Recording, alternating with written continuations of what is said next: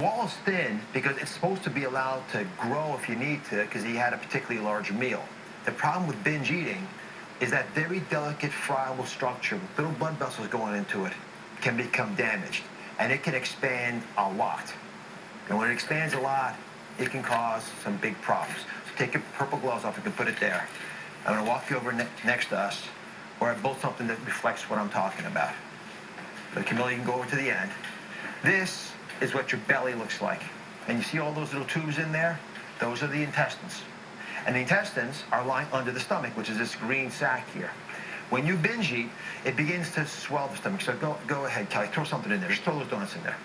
Throw all the donuts in there. If it was one donut, I wouldn't be bothering you. All right? And then that stomach starts to get larger and larger. And go ahead, Camilla, throw those hamburgers in there. Again, we're not talking about a small amount of food with this binge eating. If it takes 4 hours to binge eat and you're so sick that you start to vomit, you can see it starts to cause some big problems. And then, Mary, go ahead and hand this to your daughter. And Stephanie, show me what happens when you put that in there. Go ahead. Try to make room in there. And then finally, Mary, toss that in there. And you can see that you are crushing those organs. They are being squeezed, and I try to make room for them, but it is tough. And then you add a soda on top of that. There's not much room in there. The key organs start to get crushed. The intestines get squeezed and twisted. The food can't pass through. The pancreas, that key organ that digests the food, it can't get rid of its fluid, so it actually eats itself up. I don't know if this makes sense to you, but I was concerned that you needed something that was real, not a pretend.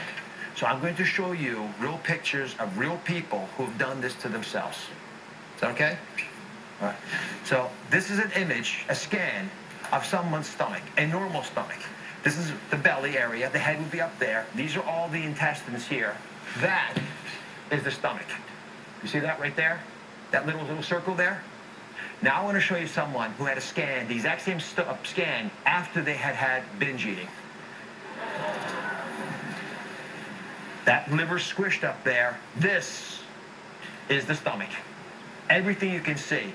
And you see the little organs squeezed down here? There's not much room there, is there? Stephanie. Now, I warned you earlier that I wanted to show you some fairly graphic images. This was the warm-up. So I'm just going to share this with you because I think you need to see it. Sometimes, if you've been binge eating, things don't work out well. I'm going to show you a picture of an autopsy of someone who started binge eating at 9 o'clock at night, and by 5 in the morning, this had happened to them. Oh, wow. And again, you notice they weren't particularly heavy. Here's their arm. There's the chest area there, and this is the intestine area, and there's no intestines visible. It's only the stomach. And you see how the stomach is all blue? It's blue because it's died. It is so filled up with food, no blood can get into it.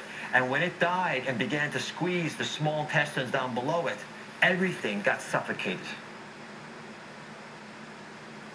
Is this sinking in? Mary, do you see this? Camilla? So I've got to ask the big question to you. Now that you've seen this, how do you feel about your binge eating? Thoughts? I don't want that to happen. I need a change. It's gotta stop. It's hard to see. And it has to stop. It can't go any further. What are you willing to do to stop it?